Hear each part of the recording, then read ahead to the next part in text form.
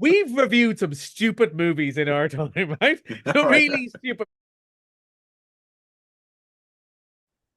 Time to join our man at the movies, Collie McFadden, with the very latest from Eclipse Cinemas up there in Bundoran this evening. You're looking well, Collie. I like your background.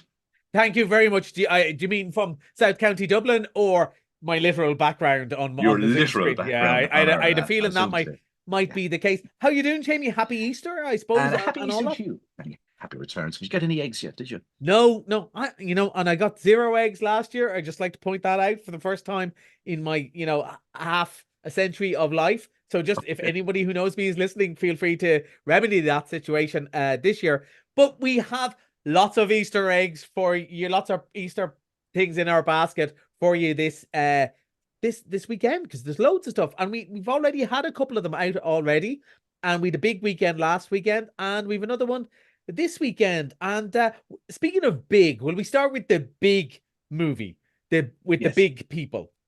The big people, yeah. And this is the one that opens tomorrow, and this is the one I've actually seen. You've seen this. We were talking about Godzilla. Godzilla X-Kong. X-Kong. And the reason it's called Godzilla X-Kong is pure Hollywood stupidness, right? Because the last one was Godzilla v Kong, right? As in Godzilla versus Kong. So they just called it X-Kong. And now it's called the something Empire. But that part doesn't matter. Now, here's the thing. Story. We've reviewed some stupid movies in our time, right? Some really stupid movies. But generally, there's two types of stupid movies. There's stupid fun and there's stupid annoying stupid. And I'm really glad to say this is in the former category, right? I had a bit of a day today, Seamie. I was telling you a little bit about it off air. I had a bit of a day. Pretty much everything that could go wrong. Nothing serious. Just all little annoying bits. Was late for things. A projector wouldn't work. All of these other things we're having today. And I was going to watch Mother's Instinct, which looks like a really interesting movie. And I went, I'm not in the form. And I put this on. And you know what? It really cheered me up. It's as I said, it's very stupid. But I was about halfway through, and I wrote down here, talk about the plot. What's the point? Like what's the point? Godzilla is going to team up with Kong. Or is he going to verse Kong? Yeah, we don't know. And it doesn't really matter because it looks cool. It looks cool and it looks fun. And there's humans running around saying science stuff, but it's not real science, so it doesn't matter. And there's a bad guy, and then is he a bad guy? He's a giant gorilla too. All of this stuff's going on. And I'm just sitting there going, I have no idea what's going on, but this is really good fun. And Godzilla, I didn't realize he obviously has an interrail pass or something like that, because he only goes to the place's famous landmarks. Like, he dives off the Rock of Gibraltar. He falls asleep in the Colosseum in Rome. Like, if he'd gone to Paris, they would have had him in a beret and spoken to Gitan. There's no sense here at all. But it was fun. And I was thinking, why am I enjoying this so much? And it brought me back to Easter holidays 1,000 years ago when I was a kid, and I'd be sitting there in front of the telly, and they'd be showing the old Ray Harryhausen movies, like Jason and the Argonauts, Sinbad the Sailor, the big monster movies of the time. King Kong used to be on telly when I was a kid, and King Kong, and like Tarzan, the old Johnny White. And that's what this is. It's a creature feature. It's a fun thing, and there's going to be loads of little people who are going to go, and their jaws are dropping, and go, Mum, did you know you could absorb radioactive stuff? And she's going to say, yeah, look, that's great, but if we go on holidays to Sellafield, please don't try that. It's nonsense, but it is good. It's holiday nonsense. It's probably not the top tier of stuff, but I think it's going to keep lots of people happy over this weekend. Leave your brain at home, hide it under the Easter eggs, and you can have a bit of a laugh. Well, they must be doing something right, because this is the 13th in the series. Yeah. And we'll have more. And we'll have more. And there'll be more. Yeah. All right. The one we've been waiting for is Kung Fu Panda 4. Yeah. One of your favorite movies. As kids' movies go, it's one of my favorites. I've told the story many times about I brought a group of grumpy children who are having a bad day to see the first one, and they laughed so much it made our day, and it's always been a favorite of mine. And now we've got the 4th installment. You're going to play a little clip? We're going to do. You will advance to spiritual leader of the Valley of Peace. Inner peace. Inner peace. Keep your surf off my turf! Dinner, please. Dinner with peas in a sesame soy glaze. This is not working at all.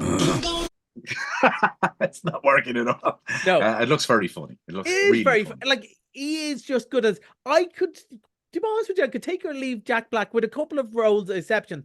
School of Rock, I think it's a work of genius, and Kung Fu Panda. Just with that sort of parameters of it's for kids. He's charming and funny and sweet, and they're always lovely movies. They have a nice story for all the family. Mums and dads definitely not bored. Will enjoy it almost as much as the kids. It is just perfect holiday fare. It's going to be another good adventure. Now, apparently, there's been a budget cut, so Angelina Jolie and all of those Lucy Liu, who were all in the first one for small roles, they ain't in it anymore. But you know what? It's going to be plenty of good crack. It's about 90 minutes long, the right length for a children's movie. Great fun. We've been a while. We've had some okay movies, but really they've been for much younger kids since Migration, and this is going to be perfect to take us through the rest of the Easter holidays.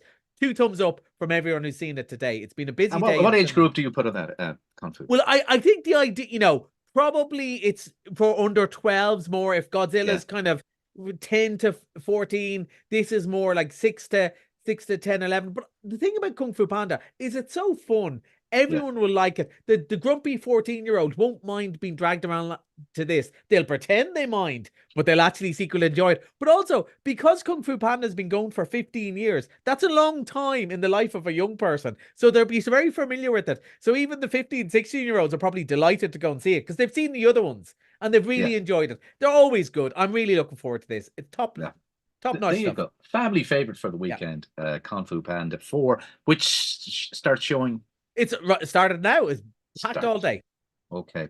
Now we're on to this, and we kind of talked a little bit about Mother's Intuition last week. Yeah. I had a look at a couple of the clips you sent me and everything. This looks really good. It just looks good. It opened last night, and again, I haven't seen it. I saw people going into the cinema, and I was going, oh, this makes me feel uneasy, Seamie. People are going to watch a movie that I haven't seen first because a couple of them went, is it good? Should I go? And I was going, I don't know. And it was a thumbs up again. Really good reviews. Very intense movie. Very different to the other two that we've been talking about.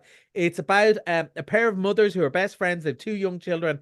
And an awful accident happens, and one of the young children passes away while the other mother is responsible. And then they sort of falls into, guilt, regret, paranoia. Would you resent the other person? Even if it was a tragic accident that couldn't be helped, how could you feel?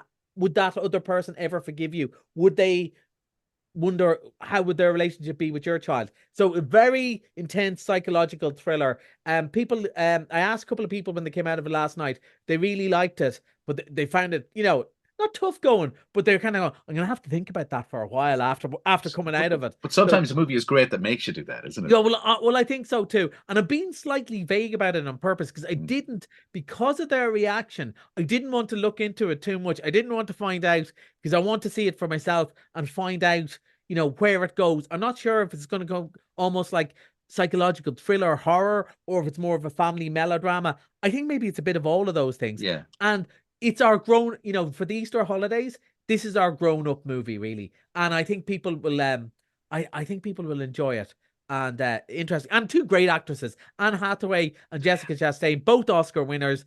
And really could do the chops. Plus, I love a 1950s, early 60s setting because of the music, the dresses, the clothes. It's always been a favorite of mine. And this looks interesting. I'm really looking forward to seeing this over the weekend. We have more for the kids now. Little Eggs, a Frozen Rescue. Yeah. So, there's those ones that are this is for very much under 5s and 6s. Now, a great pal of mine, Dickie, he was over to visit me the other day and he was talking about, he has 3 children under 6 and he was talking about some of the great shows that are on. He showed me a show called Bluey and an episode and he goes, isn't that brilliant and lovely? And absolutely it was. This is not one of those. This is one of those that if you're under 5, you'll be glued to it and you'll absolutely adore it. Now, hopefully none of the bosses at the cinema can hear me say this. Parents, bring your headphones. You can bring your headphones for this, right? Put your phone, have a little nap. The little ones will be fine. And this one will wreck your head. But that's okay because 3, 4, 5-year-olds are going to absolutely adore it. Ones that even Kung Fu Panda might be a bit much for. This is going to be a lovely movie for them. So it is what it is, Seamie. It is what it is. It is what it is. But you're covering all the bases for the young. Well, I like that. Yeah, it's great. They enjoy like they really enjoy that stuff too. And like, look, any parent who has children that age will know some of the stuff they watch, whether it's on telly or YouTube and so on. Some of it you like, some of it, it's not for grown-ups. This is probably one of those, but they love it and they get a lot out of it. And why not? Oh, okay. Right. Missed it Monday. You're bringing back Mean Girls. You Mean like Girls. This is the 2024 musical, with the one that they made to go straight to Paramount Plus. And after they made it, they went, "Do you know what? This is really good. We're going to put it in the cinemas instead." And it was really good. And I still don't know to this day why the trailer doesn't have any songs in it. Because they kind of went, "Oh, maybe people won't go." The songs are great. They're really good fun. And this is really good. The original is probably, still my favorite, but they go alongside each other rather than, it's not one or the other. And it's really good fun. And look, it's Bank Holiday Monday. There might be a lot of teenagers and so on who who didn't get to see it because it came out in January. It's on for a $5. Perfect thing. Okay. Liking that. That's Mean Girls back in on Missed It Monday for a $5. Where would you be going? And on a Bank Holiday weekend, you still have the $5 on the Monday. Yeah. Well, now don't get me wrong. I'm not expecting that the teenager will come up to you and say, "Can I have only a $5?" Because I'm going to see that. That's not how it works, and you still won't get change out of 20, no matter what they buy in the cinema. But it is a good choice because we've all those, and obviously we Ghostbusters, we've Immaculate from last weekend, we've a really interesting Indian movie out on Sunday. Yes, as well, you have an Indian movie. Which I was teasing you about pronouncing your Irish with Chocolate Kayla earlier. I must admit, this one I am struggling with. I know the English translation is Goat Life. I think it sounds very interesting. It's about a young Indian man who goes to, I think it's Qatar. It's definitely the Middle East, to work in one of the stadium building projects. Which is a lot of people have happened, and suddenly find himself, his passport is taken and he can't get home to his family, which is the way things are in a lot of those places in the Middle East. Anybody who listens to some of the football podcasts about the last World Cup, etc., will know this. And it looks like he ends up herding goats for these people. Basically, it's modern slavery, and it sounds really interesting. And one of the things I really like about these movies, I try and get to watch them because it's a cultural difference. Not only is that a very serious subject, they will still burst into songs during these quite serious subjects. It's a really interesting way of making movies, and it really works. So that's on Sunday. It's almost nearly sold out on Sunday, and I think it's on again on Wednesday. So somebody looking for maybe a lot of the Indian community will know about this, but maybe somebody else looking for something really different. Why not give this a go? You might surprise yourself. It's really enjoyable. Okay, right. Ask Collie in the movies. Have a good Easter. Don't go mad on the eggs. No, try not to. Okay, we'll talk to you back here next Thursday. Thanks, Collie. Bye.